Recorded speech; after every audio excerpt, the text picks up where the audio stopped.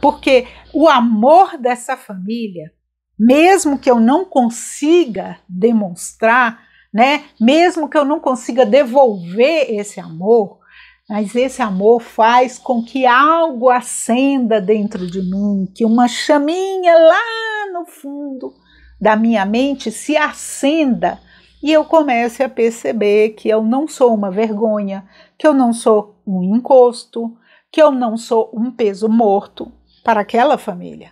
Veja bem. Olá, tudo bem com vocês? Eu sou a Leca Raine e fico muito feliz com a sua presença aqui no canal.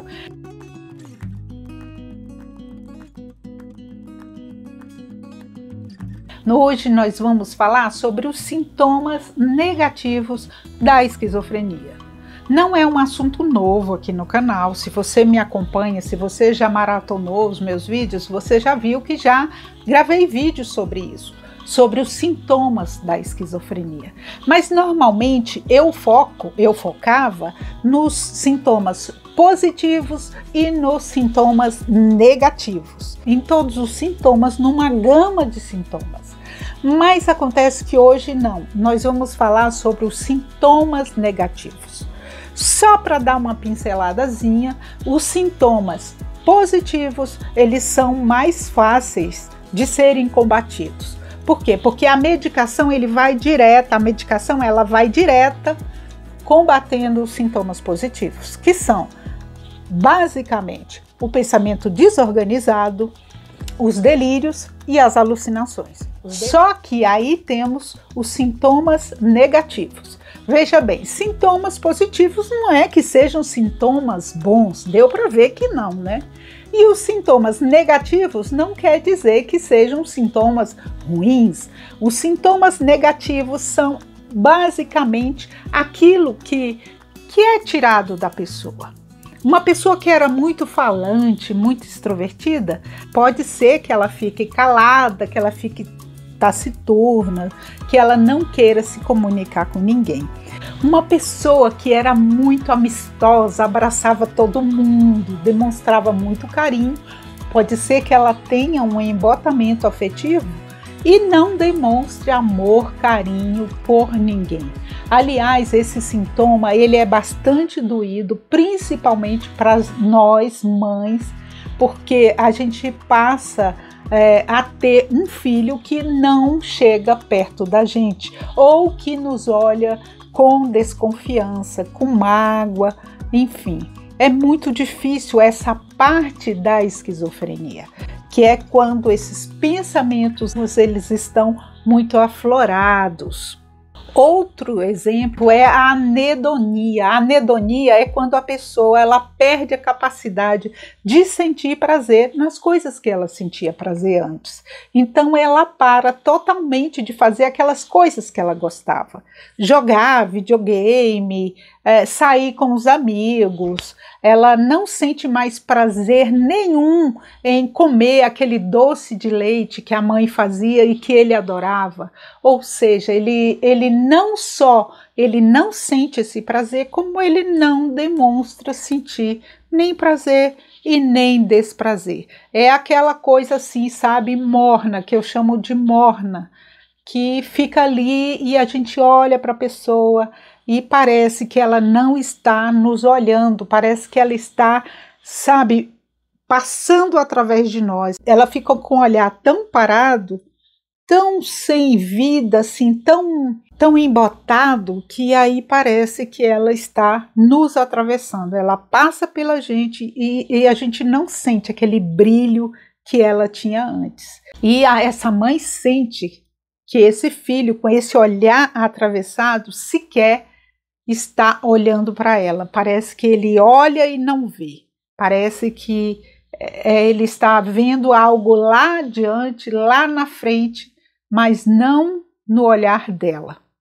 E isso é muito doído. Eles são combatidos pela medicação também, só que não tem essa eficácia toda que tem em relação aos sintomas positivos. Esses sintomas negativos, eles são difíceis de serem, né, combatidos. É por isso que normalmente o psiquiatra ele passa várias medicações. E aí quando a gente vai olhar na bula, a gente fala assim, mas ele está passando mais do mesmo. Esse medicamento serve para a mesma coisa. O que o psiquiatra busca? A melhor junção desses medicamentos, que também, gente, é muito importante serem combatidos por meio da psicoterapia, do psicólogo. O psicólogo, ele vai achar formas de chegar até essa pessoa, de conversar com ela, de se fazer entender e de que ela se abra. Pelo menos é esse o objetivo. Passado algum tempo e esse psicólogo não consegue isso, é melhor a família procurar, conversar com esse psicólogo e pedir orientação para procurar uma outra abordagem, uma outra forma de atendimento, para que possa essa terapia fazer o efeito, pelo menos se não o efeito desejado, mas melhorar esse paciente para que, juntando com a medicação, né, essa medicação que o médico tenta juntar vários medicamentos de uma só vez, ou seja, somando tudo isso, conseguir-se diminuir esses sintomas. Olha só, gente, eu falei muita coisa até aqui. Eu falei da medicação, eu falei da importância da psicoterapia, mas tem algo que é insubstituível na diminuição dos sintomas negativos, que é a presença da família, a atuação da família, a importância que a família dá a essa pessoa e a forma como a família consegue transmitir isso. Veja bem, não se trata apenas de botar dinheiro, de comprar remédio, de levar ao médico. Não se trata só isso. Isso a gente trata o quê? Uma dor, uma coisa física, né? E nem todas as coisas físicas, nem todos os adoecimentos físicos são tratados só indo lá, comprando remédio e aí passa e está tudo bem. É claro que o adoecimento físico ele precisa também do apoio familiar, mas mais ainda a pessoa que passa pelos sintomas negativos de uma esquizofrenia. Porque o amor dessa família, mesmo que eu não consiga demonstrar, né, mesmo que eu não consiga devolver esse amor, mas esse amor faz com que algo acenda dentro de mim, que uma chaminha lá no fundo da minha mente se acenda e eu comece a perceber que eu não sou uma vergonha, que eu não sou um encosto, que eu não sou um peso morto para aquela família. Veja bem, aquela família que um dia foi minha família, aquela família onde eu nasci, que me compreendia a todo momento, aquela família que sabia as coisas que eu gostava e não gostava, aquela família que a gente viajava nas férias, que eu ia dentro do carro, que a gente contava piada, que a gente ia cantando, palavras cruzadas, que a gente jogava a dedonha, aquela família do videogame, né? Ou da briga aos sábados à noite para ver quem que ia assistir o filme, qual filme é que a gente ia botar na televisão. E ali os irmãos estouravam pipoca e ficavam todos juntos. Cadê essa família? Cadê essa família depois desse diagnóstico da esquizofrenia? É isso que eu quero falar com vocês. Essa família ela tem que voltar e ela tem que oferecer o canto no sofá e a pipoca para a pessoa estar ali junto. Mesmo que ela não abra a boca, mesmo que ela não fale nada, mesmo que ela queira sair 2 minutos depois. Vá lá, convide, estoure a pipoca dela. Ainda que ela olhe para você e pareça não estar pensando nada, ela está pensando sim. Ela está o tempo todinho pensando, eu estou diferente. O que aconteceu comigo, meu Deus? Por que eu estou passando por isso? De onde vem tudo isso? O que eu fiz para merecer isso? Por quê? Porque quando ela tenta falar, as palavras não saem. Quando ela explica uma coisa, ninguém entende. Quando ela tenta escrever, os pensamentos não se concatenam. E muitas vezes ela nem sabe mais como é que se escreve. Pode acontecer também. Quando ela tenta assistir uma televisão, um filme, ela não entende nhufas. Então ela quer sair dali. Veja, assim, uma pessoa que não gosta de futebol, como eu, sabe? Eu não gosto de futebol, não acompanho futebol. Não tenho nada contra quem gosta. O meu marido ama futebol, ele assiste muito futebol. Mas eu fico ali olhando para aquela tela verde, aí eu fico pensando, eu vou ficar aqui com ele, eu vou dar a força para ele, uma força para o time dele, para ele ganhar. Aí eu fico 1 minuto, 2 minutos, 3 minutos. Aí eu penso assim, não, gente, eu tenho que ver tal coisa. Eu vou ver se a roupa já lavou na máquina. Aí eu vou ver se eu posso fazer um bolo. Eu vou ver... Gente, eu encontro 1000 coisas para fazer porque aquela tela verde não quer me dizer nada. E os homenzinhos lá correndo. É a mesma coisa. A pessoa com esquizofrenia, ela olha para a tela e... está ali parado, as pessoas se movimentam na tela, mas ela não consegue se ligar naquele filme. É por isso que ela não se interessa em assistir o filme. Aí a família pensa, poxa, mas nem assistiu um filme com a gente? Mas a pessoa ela está envolvida o quê? Com outras coisas tão difíceis. Muitas vezes ela está ouvindo vozes. Muitas vezes essas vozes estão falando coisas horríveis para ela. Muitas vezes ela está se sentindo muito deprimida, muito triste, ela quer sair dali, ela quer ficar sozinha no ambiente dela.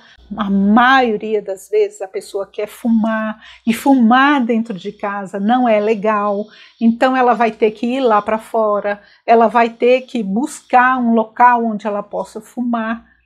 Tudo isso, gente. Então é por isso que a pessoa muda o seu comportamento. Não é que ela queira, não é que ela não queira mais essa família. Não é que ela esteja desprezando a família. Pelo contrário, ela precisa de muito amor, de muito carinho, de muita compreensão. Quer saber o que eu fazia com o meu filho quando ele estava assim? Logo depois, quando saiu o diagnóstico e ele começou a ser tratado, né? Tomar essas medicações, e a gente sabia que era esquizofrenia, mas eu não sentia o meu filho ali perto, sabe? Perto de mim. Muitas vezes eu sentia saudades dele, ele dentro de casa, e eu sentia saudades. O que eu fazia? Sentava numa poltrona, perto dele e ficava, só de estar perto dele. Eu não podia tocá-lo, porque ele não gostava. Eu não podia falar com ele, porque ele mal respondia. E quando ele respondia, eu não entendia o que ele estava dizendo. Então eu sentava lá e ficava parada. E ele também ficava parado. E a gente ficava juntos, perto um do outro, próximos, e só parada. Só olhando para frente. Eu não ficava olhando para ele, porque se eu ficasse olhando para ele, ele ia se sentir mal. É claro que ele ia se sentir mal. A gente se sente mal quando tem alguém, né, focado na gente, né, prestando atenção na gente o tempo todo. Então eu nem olhava para ele, eu olhava para frente. Ele olhava para frente, eu olhava para frente também. E isso. Pronto. Quando ele acendia um cigarro, ele acendia o cigarro, como eu não gosto do cheiro de cigarro, eu saía de perto e pronto. E tudo bem, a gente não precisava conversar. Isso é que é o importante, a gente não precisava conversar, mas a gente estava conversando, a gente estava dialogando. Então, isso fez um bem muito grande. Hoje eu vejo, isso fez um bem muito grande, porque era uma forma de eu conseguir chegar até ele. E eu repeti isso N vezes, inúmeras vezes. Até que o que foi acontecendo? A gente começou a conversar. Eu comecei a, de leve, puxar um assunto ou outro, que estava chovendo ou que ia fazer sol, e ele começou a responder, e aí a gente começou a conversar. É um reaprendizado, a esquizofrenia ela vem assim, ó, e ela parte, ela divide a mente, ela quebra a mente em vários pedacinhos, e esses pedacinhos precisam ser colados. É assim que eu vejo a esquizofrenia. O que era antes não vai ser mais depois. Enquanto eu ficava pensando que o meu filho ia voltar um dia a ser como ele era antes, a gente não chegou a lugar nenhum. Bom, gente, é isso que eu queria falar para vocês, que esses sintomas negativos, principalmente os negativos, eles precisam muito do apoio. É preciso que a família defenda o seu ente querido, sabe? Dos olhares indesejados, das perguntas idiotas, do preconceito. Entre na frente e defenda. Estude sobre a esquizofrenia, leia sobre e defenda o seu ente querido. Sabe, quando as pessoas falarem, mas ele olha para mim, mas ele não diz nada. Não, ele não diz nada porque ele não está conseguindo dizer. Pois bem, tome a frente e responda por ela, porque ela não está conseguindo responder por si mesma, tá? Vamos voltar a conversar sobre isso aqui no canal? Eu te convido, então, a ficar aqui com a gente, a curtir esse vídeo, dar o seu like, dar o seu joinha, passar para os seus amigos e vamos conversar em uma outra ocasião sobre como é importante o engajamento familiar no tratamento da esquizofrenia. Um beijo, fique com Deus, até a próxima, até o próximo vídeo. Tchau!